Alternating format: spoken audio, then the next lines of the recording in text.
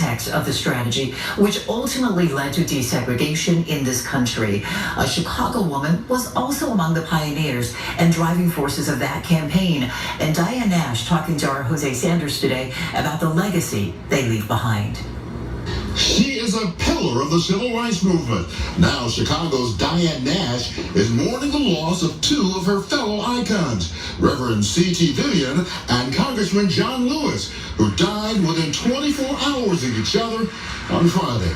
And I feel so fortunate and so privileged to have had them in my life, both of them. Diane Nash was a student at Fisk University in Nashville when they began planning the lunch counter sit-ins and the Freedom Rise to end segregation. One thing I remember about John was how frequently he came to meetings with bandages on his head.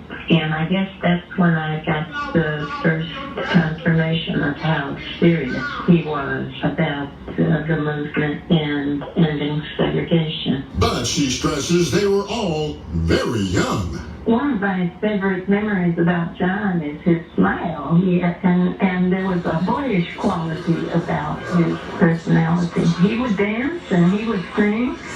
She says C.T. Vivian was a poetry lover. There were many sides to his personality. He was extremely pleasant, but when necessary, C.T. was no nonsense. Like a time when a criminal perpetrator infiltrated a movement meeting at a church. C.T.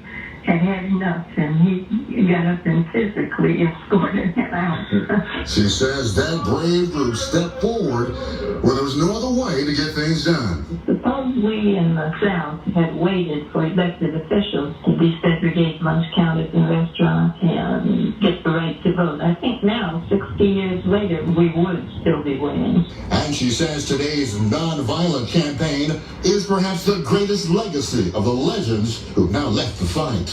Just couldn't ask for better people. They don't exist. We got you, Miss Nash. Thank you. Jose Sanders, ABC 7 Eyewitness News. And Mrs. Nash is now 82 years old and still calls Chicago home.